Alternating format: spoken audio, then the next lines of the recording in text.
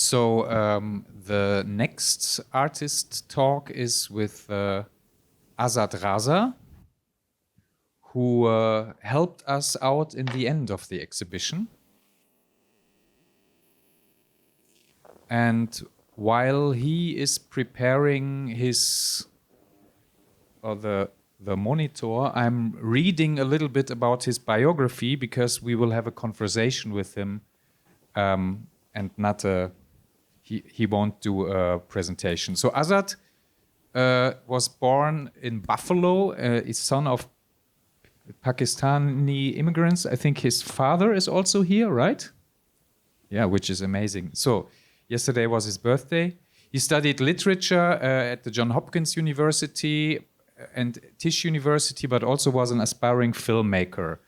And between 2005 and 10, he frequently wrote for tennis magazines.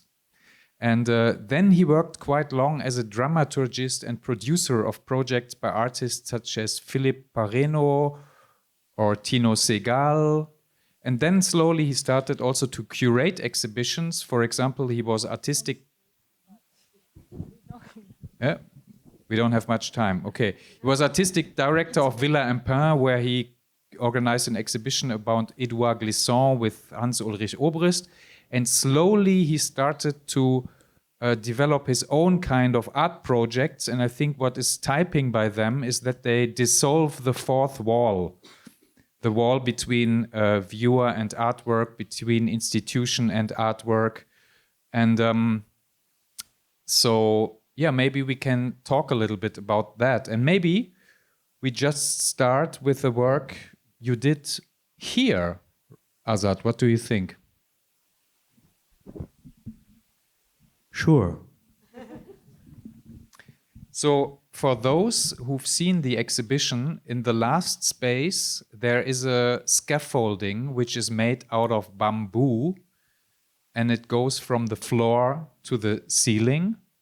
And maybe the title of the work is wood. Sorry, it's not bamboo.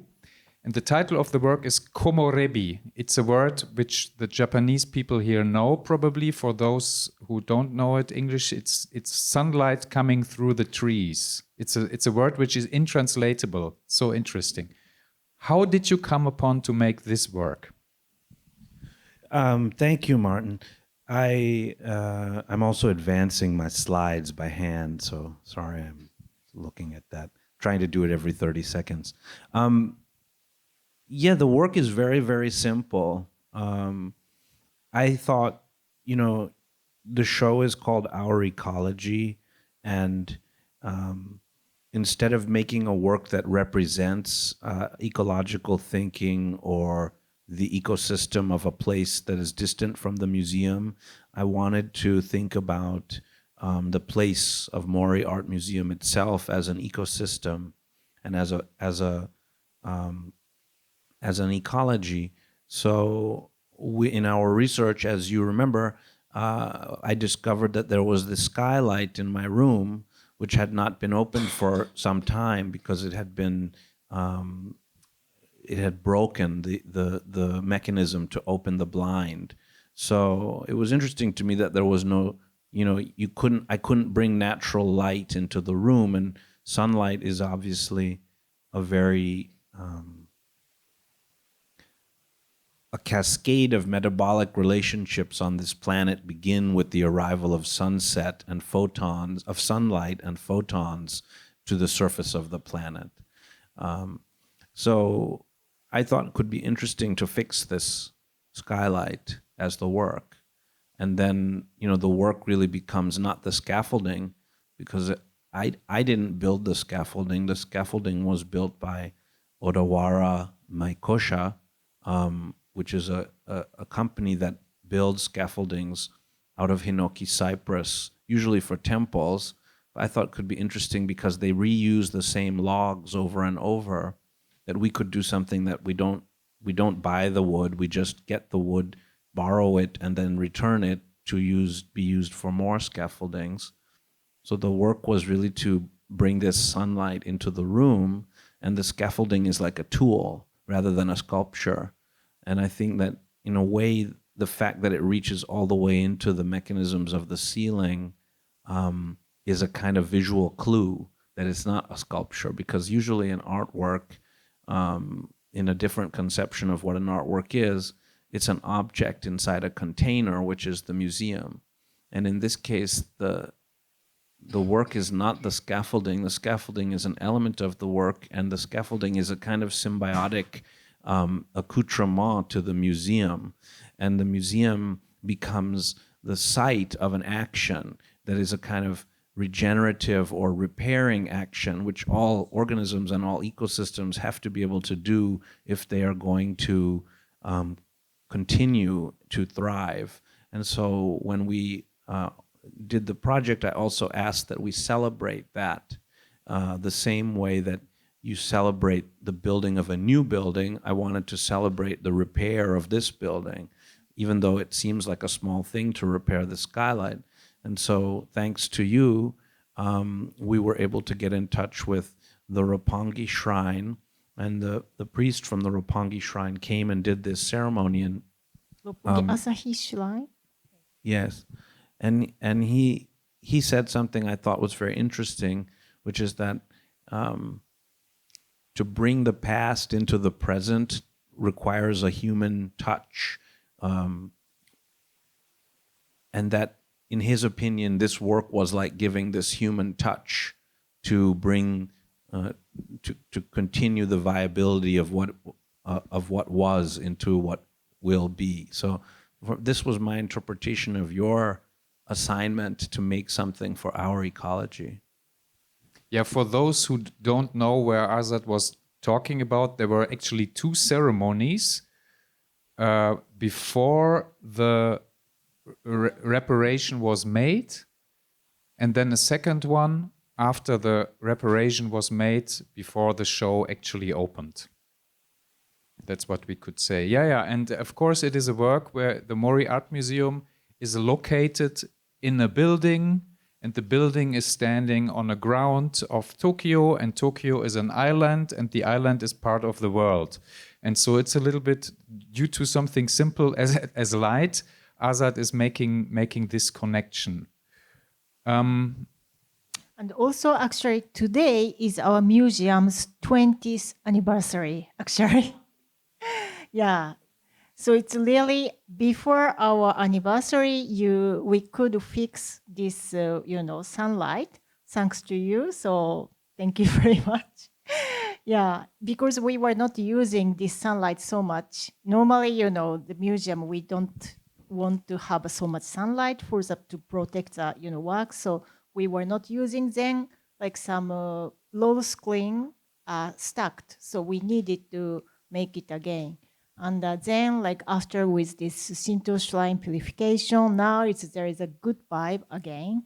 Yeah. But if there is no sunlight, which is every day the case when there is night, what happens then? So yes, we have the problem that the sun sets at this time of year at 5:10 or so, and it will get earlier and earlier. And I wanted to, when it becomes completely dark, I thought maybe we need to give something to a different sense. So I had done a project in Berlin in April, which was called Mangrove Sunset.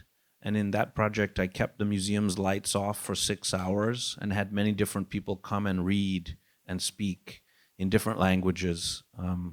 And I was very interested there to have many languages and no translation. So kind of the opposite of what I'm doing right now. And that comes from a poet and philosopher from Martinique who I'm interested in, Edouard Glissant, who used to have poetry readings where you would listen to poetry in many different languages with no translation. Because he said that the sound of language is just as important, and to listen to the sound of the original poetry is as important as understanding it in your own language. So in the Mangrove Sunset project, I also invited his widow, Sylvie Seymour Glissant, to come. And she did not want to speak, so she brought a recording that she made of the sounds at night of Martinique in the mangrove, where she lived with Edouard Glissant. And so I thought it's interesting that I just had done a project for which we have this nighttime soundscape, and I asked her to, if we could use it here, and every day at sunset, when the scaffolding is less visible, this plays so that you have another element in the room, but only after sunset. So it will have to be changed each day. The time it will start will change slightly. So in some ways, it's kind of tracking the change of the light over the seasons. Yeah, talking about seasons, or thinking about this project, and if you connect that to other things you did recently over the last, let's say, 3 years, which would be the project to which this one connects closest? That's a good question. I guess in some ways it connects to a project that we did last year in Frankfurt, which I believe that you visited, Martin, which was called Diversion. And in this project, which was at a place called Porticus, which is on an island in the Main River in Frankfurt, I had this idea to... So Porticus is on an island in the middle of Frankfurt, but the island is very small and doesn't have anything else on it. And I had the idea to divert the river through the gallery. And so we created a series of the kind of engineering works to allow the river to flow through the gallery and then to go back down into the river. And while the river water was passing through the gallery, the visitors could enter the river. And then we also, using some very low technology stuff, which I worked with a hydrologist to think, how could we purify the water using things that you had in your kitchen that anybody would have. So we would boil the water, filter it through coffee filters, and then soak it with minerals, stones, and then we would give it to the visitors to drink.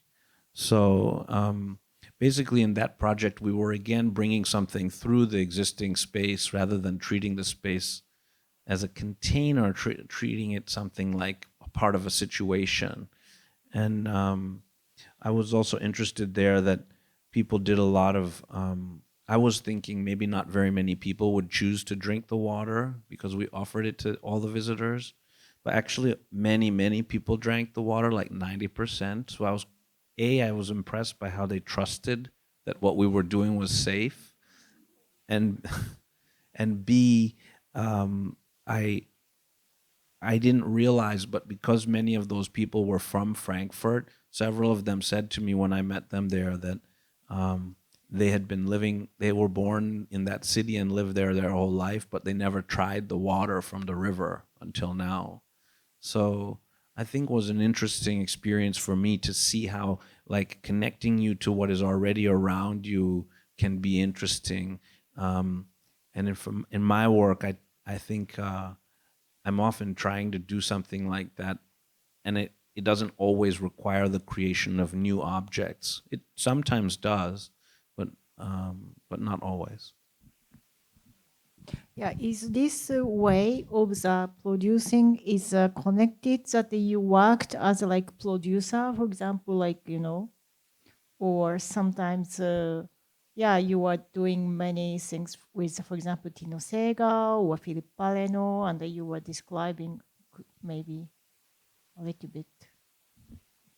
I think both of those artists who I am friendly with and admire their works are more classical, autonomous art makers than me. And my work is really not very autonomous. I usually really depend on people and it's harder in my work to isolate an autonomous object, which is the artwork.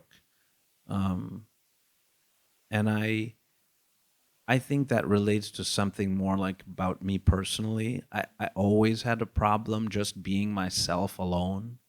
And I always needed somehow to relate to someone or something else and then find a way to like treat myself that way.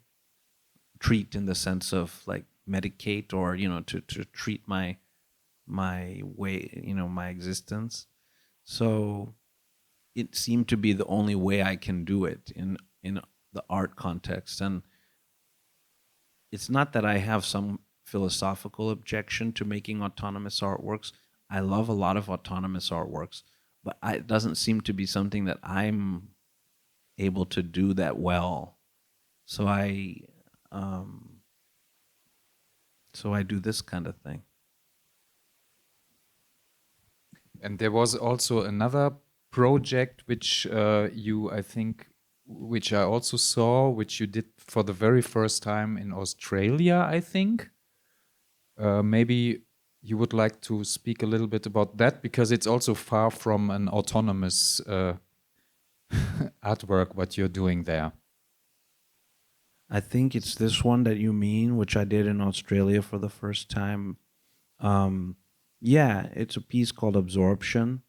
The idea was to take materials that you could find in a city and combine them with the help of scientists to make an artificial soil, and then to give fill a museum.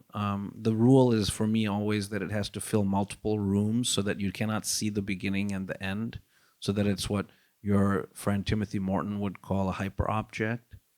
And then you give it to the visitors also in bags to take home and use, because it's actually fertile soil, even though it's not dug up from the ground. It's made out of a lot of different things: sand, clay, human hair, spent barley, ash, dried cuttlefish, all kinds of things that were found in Sydney. And in each city we do it. We did it, I think, in 4 or 5 cities now. The list of ingredients changes, and that becomes a kind of biography of that place through the waste material that it creates. And so in some ways that maybe is again about taking what's already circulating in a city or an economy and recombining it. My thing is that, in my opinion, a lot of wealth that was created, or a lot of success that was created by human beings in the last 300 years happened because of separation. So you break up the landscape and you separate it into different elements, and then you commodify those elements. For instance, you get oil, or you get manganese, or you get copper, or you get water, and I think that that's been a very successful strategy of enriching ourselves and protecting ourselves from natural forces, as Hannah Arendt would say. But I think it was interesting to me to think of, how could I make a piece which does the exact opposite? Instead of separating into more and more differentiated components, that we combine the things that were separated by the industrial process back into a building block of a landscape, of a fertile landscape. So that's what the project of this, what we're looking at now, was about. And you did it already in 3 different versions, or 4, as far as I... Yeah, I think so. We did it in Sydney, then Gropiusbau in Berlin, Essen, and then Glasgow, and then this last year in Bolzano in Italy. Yeah, and maybe before we open up to the audience, one more question, because if you work like that, you work to a degree on demand, so to speak. So there's an institution coming to you which has a bit kind of a problem, so to speak, or which has a wish, or which has a... You also said at some point when that you're a little bit like a midwife, so you're kind of helping. So, but do you? So the question is now: are you doing sometimes works for yourself and wait for the opportunity? Or are you slowly building up a set of moves, so to speak, as we would say in skateboarding? That's a good question. I mean, to me, the work exists only 50% with me and 50% as a friend of ours said, with the visitor, you know, in their mind. So I don't really see a work as existing until it's being encountered. But I have ideas that I generate and I keep in a kind of drawer in my brain, you know, like the river, I had an idea for that like maybe 6-7 years ago, but it wasn't until the Portuguese people came to me that I was like, oh, that idea could be for them. But then, you know, I realized this last year, I think, that my parents were both doctors. My father is a surgeon and my mother was an obstetrician gynecologist. So some level, I guess I connect to this thing of like someone comes with a problem and you try to help them. And so exhibition is like a problem, basically, and often, you know, or I often think also about a city as a place that might have a problem or might have something that maybe I can help somehow. But in my case, there's artists in the past who would do very site-specific work, and then that's it. The next time is different. But I often generate these things because of the specific context, like in Sydney or in Milan. I was dealing a lot with the legacy of the Catholic Church and how these religious spaces have to be brought into the present or whatever. But then I then try and put the pieces on again in new places, and then I learn about the piece. So like bringing this piece to Gropiusbau in Berlin taught me a lot about the piece. And it's interesting to see if they can work in another place. So I don't know if the one that we did here with you can work somewhere else or not, but we'll see maybe. You need to find a museum with broken sunlight. No? Yeah. Yeah, maybe are there some questions from the audience?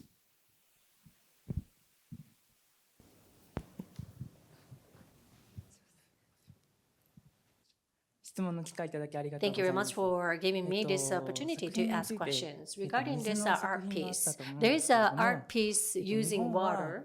In Japan, the climate and also topology, we have abundant water, but for the last few years, I think the water source has been acquired by other countries recently.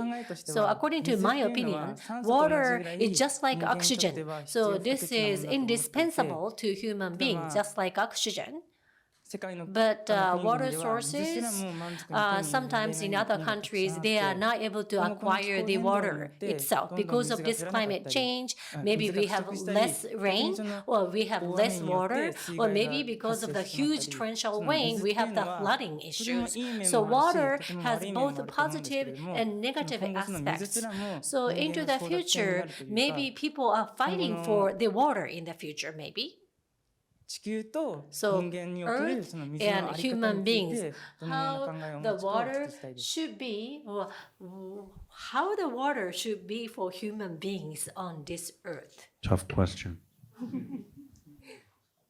I don't think of my works as like solutions necessarily as much as encounters. So for instance, in the diversion piece, the water comes through the space and it's not filtered yet, it's not cleaned, and you walk in it. And in a way, I wanted to say, we're scared of these rivers now because we polluted most of them so much, and we don't want to go in them. We kind of only look at them from a restaurant window. So I was sort of like, well, let's face what we did. Like, let's bring the river closer to us. And there's, in a way, you could say, is that a good thing or a bad thing? I'm not sure. Obviously, I wanted to clean it so that you could drink it, but it's still a little scary. You know, when I first drank, after we did this process, when I had to drink the water first in order to kind of show everyone, like, this is all cool. And I was scared. I was like, am I gonna be throwing up in 2 hours? It was okay, but luckily, like, there's something also dark about it. You know, it's quite dark that every city in the world was built on a river because of the way that goods could be transported, people could wash and drink water and swim, etc., etc. That's why every city was built on a river, and almost every one of those rivers is now too polluted to drink the water unless you treat it. That's dark. And in a way, it's not so optimistic necessarily to show that, but it's also in a weird way an optimistic thing to actually touch that water, walk in that water, and drink that water. So, it's not just for us. We're a tiny element of the biosphere, and rivers are this kind of quite incredible, mighty protagonist of the water cycle on Earth, from evaporation to snow and rain, to these rivers rushing through the land, back to the ocean. Like, that's an incredible cycle that is happening on this planet and not many other planets that we know of. Like, this fact of water running in its liquid state through the environment, through the atmosphere, the land surface, and the sea is like an amazing fact about this planet. So how should water be for human beings? I think it's more like we are sort of a subset. We are like a kind of like some creatures that are benefiting or taking advantage of that very mighty fact about the planet, which is not true of all planets. And so we don't have to worry that hard about it. Like, Lynn Margulies, the great biologist who developed the Gaia theory together with James Lovelock, she used to say, like, we don't really have to worry that much about the planet because it's going to be here and it's going to be okay. We might not be okay. So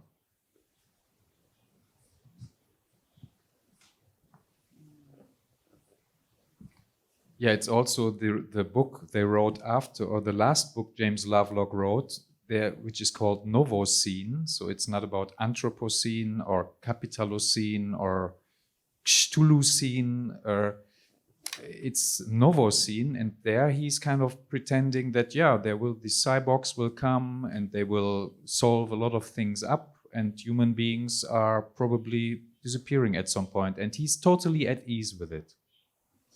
Yeah, he wrote the book when he was 101.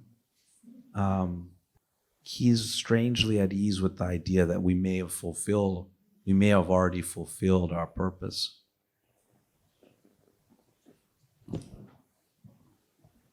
Yeah, maybe as a last question. So in the catalog, which will be published very soon, I think in December. We made an interview with the distinguished distinguished historian Dipesh Chakrabarty, who comes from India.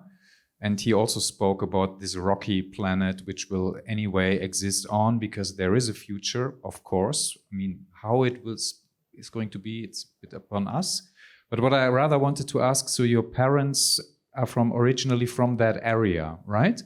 Does that influence your work and thinking?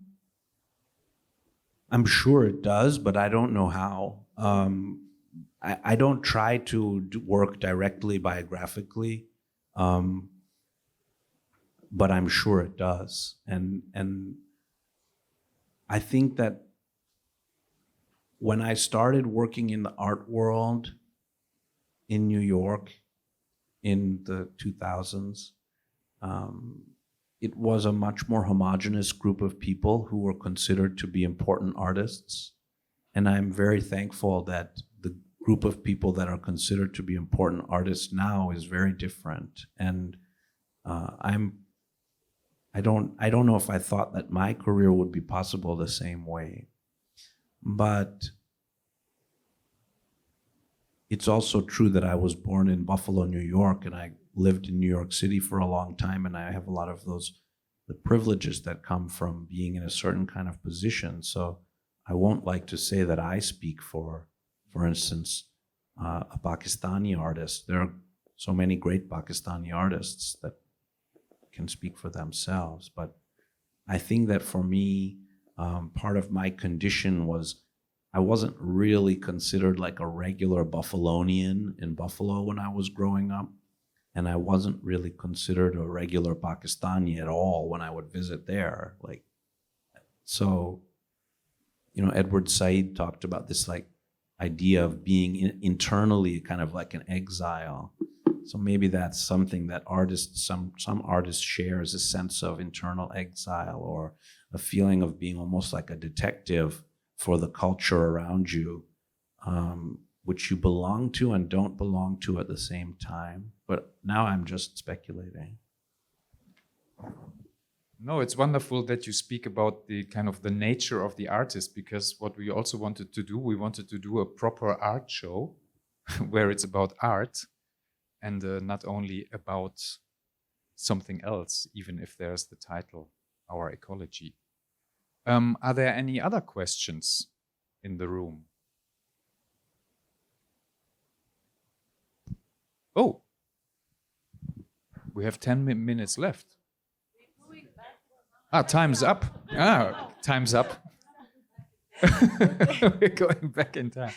Okay, thank you very much for great talk. Thank you, Asad. And for every artist who presented, thank you very much. Thank you very much. And thank you for coming.